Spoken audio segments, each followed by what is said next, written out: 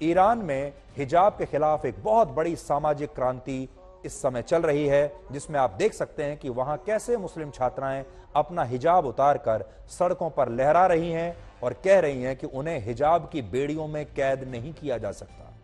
ये ईरान की छात्राएं हैं, एक कट्टर मुस्लिम देश ईरान, जहां पर हिजाब अनिवार्य है, हिजाब ना पहनने पर जहां पर बाकायदा सजा दी जाती है, वहां की लड़कियां विरोध कर रही हैं। लेकिन दूसरी तरफ अब आप धर्मनिरपेक्ष भारत को देखिए। हमारे देश में मुस्लिम छात्राएं हिजाब पहनने की जिद कर रही हैं और धार्मिक नारे लगा रही हैं। ये दो तस्वीरें आपको बताएंगी कि कैसे भारत में इस समय उल्टी गंगा बह रही है।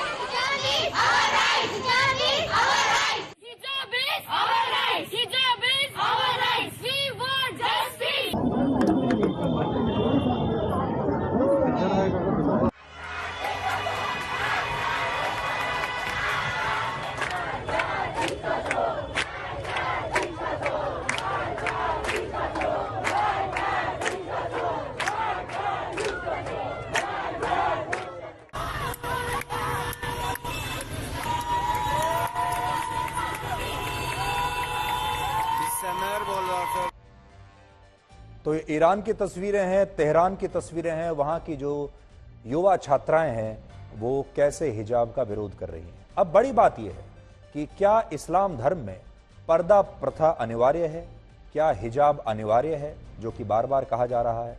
तो आज हम आपको बताते हैं कि इस्लाम धर्म में पर्दा प्रथा को लेकर 5 प्रमुख परिधान माने गए हैं। इनमें पहला है बुर्का, जिसमें सिर से लेकर पैर तक पूरा शरीर एक कपड़े से ढका होता है, आंखों के सामने भी एक मोटी सी जाली होती है और इस तरह के बुर्के अफगानिस्तान, ईरान और इराक जैसे देशों में ज्यादा प्रचलित है। दूसरा है नकाब, ये बुर्के की तरह होता है लेकिन इसमें आंख कवर नहीं होती। तीसरा है चादर, ये भी बुर्के जैसा ही होता है लेकिन इसमें चेहरा नहीं ढका जाता। चौथा है हिजाब, इसमें एक शॉल से केवल सिर और गर्दन को ढका जाता है। और पांचवा है दुपट्टा, जिसमें केवल सिर को किसी खास कपड़े से कवर करके रखा जाता है। आपको याद होगा हमारे देश में, अगर आप जम्मू कश्मीर का उदाहरण ले लें, श्रीनगर का उदाहरण ले लें, कुछ दशकों पहले तक वहां पर ना कोई हिजाब पहनता था ना कोई बुर्का पहनता था, और उसके बाद कट्टरपंथी ताकत और आतंकवादियों ने वहां ऐसा माहौल तैयार किया कि आज वहां पर बुर्का पहनना अनिवार्य हो गया है। ऐसी स्थितियां बदलती हैं। कुछ दशकों पहले तक अफगानिस्तान में भी ऐसा ही होता था। आज आपको यह जानकर हैरानी होगी कि कुरान में महिलाओं और पुरुषों के लिए किसी भी खास तरह के धार्मिक परिधान का जिक्र नहीं है। कुरान में केवल मॉडेस्टी का जिक्र किया गया है और इस बात पर ध्यान दिया गया है पूरा कि महिला और पुरुष दोनों इस तरह के कपड़े पहने जो उनकी गरिमा और लाज को बनाकर रखें, बचा कर रखें। बड़ी बात यह है कि भारत में आज से 100 साल पहले तक सभी मुस्लिम महिलाएं हिजाब या बुर्का नहीं पहनती थी, लेकिन बाद में इसे लेकर एक ऐसा नैरेटिव तैयार किया गया कि आज की पीढ़ी के लिए यह एक नया नॉर्मल है, यह सामान्य है। जैसे आपने इस्लामिक संस्था तबलीगी जमात का नाम जरूर सुना होगा। इसी संस्था ने वर्ष 1920 के दशक में यह आंदोलन चलाया था कि भारत की मुस्लिम महिलाओं को बुर्के और हिजाब में रहना चाहिए और मुस्लिम पुरुषों को लंबी दाढ़ी रखनी चाहिए। और यहीं से धार्मिक कट्टरवाद भारत में अपनी जड़ें और मजबूत करता चला गया। आज आप इन मुस्लिम छात्राओं को सुनिए जो आज भी ये कह रही हैं कि पहले उन्हें हिजाब चाहिए और फिर किताब चाहिए। हमें तो इसमें कोई परेशानी नहीं है क्योंकि हम प्रेशराइज है ही नहीं, हम हमारी मर्जी से पहनते हैं, तो हमें क्यों परेशानी होगी। या इससे पहले तो कभी कोई नहीं था क्योंकि हम लोगों को कोई परेशानी है ही नहीं। हम लोग का ये हक है। और अगर हम लोग एजुकेशन और रीजन दोनों को पैरेलल ले जाना चाहते हैं, मतलब एजुकेशन भी ले रहे हैं और रीजन को भी फॉलो कर रहे हैं, तो हम लोग को इस चीज का मतलब राइट होना चाहिए। ये हम लोग को ना कोई प्रेशराइज करते हैं, ना फैमिली प्रेशर होता है। ऐसे तो और भी लोग हैं जो पहले भी पहनते थे और अभी जैसे कि अपने जो पंजाबी हैं वो लोग भी टर्बन पहनते हैं और जो नॉन मुस्लिम लेडीज हैं वो भी अपना फेस कवर अप करती हैं। उनको तो कोई रोक टोक नहीं है ना, हम लोग को क्यों टारगेट किया जा रहा है। हम स्टडी भी कर सकते हैं, इसके साथ हिजाब भी हम वेयर कर सकते हैं, लेकिन हमारे लिए हिजाब इम्पोर्टेंट ही है।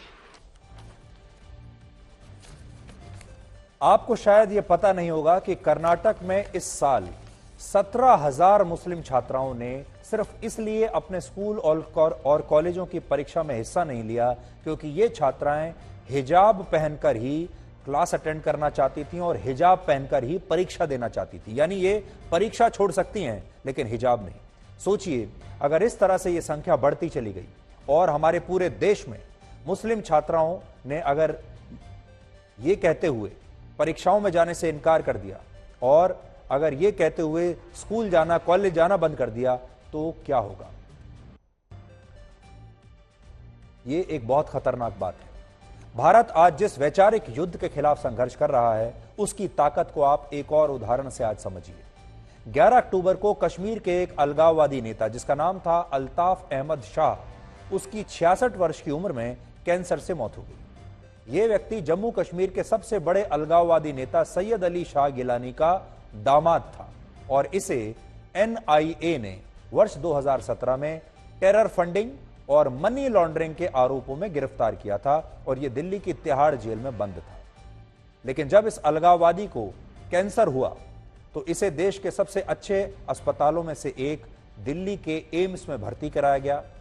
बेहतरीन डॉक्टरों ने इसका इलाज किया, अच्छे से अच्छा इलाज मिला। बड़ी बात यह है, इसे तो अच्छे से अच्छा इलाज मिला, लेकिन आतंकवादी हमलों में जो लोग मारे जाते हैं उन्हें कभी भी ऐसा इलाज नसीब नहीं होता। ना तो उन्हें एम्स जैसा अस्पताल नसीब होता है, ना डॉक्टर नसीब होते हैं। ज्यादातर तो अस्पताल पहुंचने से पहले ही मर जाते हैं वो लोग जो इनके आतंकवादी गतिविधियों का शिकार होते हैं। सोचिए आप। लेकिन 11 अक्टूबर को जब इलाज के दौरान इसकी मौत हो गई तो अंतर्राष्ट्रीय मीडिया ने इस व्यक्ति को एक क्रांतिकारी बना दिया और यह लिखा कि टेरर फंडिंग करने वाला यह अलगाववादी तो असल में कश्मीर की आजादी के लिए लड़ने वाला एक स्वतंत्रता सेनानी है। और इस फैसले पर आज राजनीतिक प्रतिक्रियाएं भी आई हैं, वो भी आज आपको सुनना चाहिए। ये बार बार हम आपको जो कहते हैं वैचारिक युद्ध, नैरेटिव की लड़ाई, आज हमारे देश में जो आतंकवादी हैं, जो मासूम लोगों की जान ले रहे हैं, उन्हें पश्चिमी मीडिया स्वतंत्रता सेनानी समझता है, आजादी के नेता समझता है। वो उन्हें कहते हैं कि ये कश्मीर में फ्रीडम फाइटर हैं, ये कश्मीर की आजादी के लिए लड़ने वाले नेता हैं। पश्चिमी देश उन्हें ऐसा कहते हैं। अब आप सोचिए, यही ब्लैक एंड व्हाइट है। हमें वो आतंकवादी दिख रहे हैं क्योंकि वो हमारे देश के लोगों को, मासूम लोगों को दिन रात उनकी हत्याएं कर रहे हैं, और पश्चिम की जो मीडिया है उसे वो आजादी के मतवाले दिखते हैं। तो हम तो ये उम्मीद कर रहे थे कि आज रेजोल्यूशन हो जाएगा, मगर एक सुप्रीम कोर्ट के जज का जजमेंट हिजाब के फेवर में आया है और जो हाई कोर्ट का जजमेंट था, मेरी राय में it was bad in law, bad in terms of it contents, और उन्होंने गलत कुरानिक कमेंट्रीज एंड ट्रांसलेशन को इस्तेमाल किया। अब कुरान की एक आयत है, ला यखरा फिद्दीन, के दीन में कोई जोर जबरदस्ती नहीं है। वो हिजाब के लिए इस्तेमाल नहीं हुई थी, वो रिलीजन के एक्सेप्टेंस में इस्तेमाल हुई थी। उलमा इकराम ने कहा तो आपने उसको हिजाब पे डाल दिया। अच्छी बात यह है कि देश में कोर्ट चिंता कर रही है इस विषय का। हम भी समझते हैं विषय बहुत गंभीर है। आमतौर पे हम सभी को ये जरूर रहता है कि हमें स्कूल यूनिफॉर्म का सम्मान करना चाहिए, लेकिन अब इसमें जो भी होगा हाई कोर्ट के द्वारा बैन है। माननीय सुप्रीम कोर्ट में 2 बातें आई हैं, आगे फिर माननीय जस्टिस के पास पहुंचेगी और हमें पूरा विश्वास है जो भी कोर्ट फैसला करेगा उसका देश सम्मान करेगा। उन लड़कियों का क्या होगा? मेन बात हमारे सामने ये है, जो अभी भी अपने हिजाब पहनने की राइट, जो एक जस्टिस, सुप्रीम कोर्ट जस्टिस ने कहा कि it's a right to education and right to choice,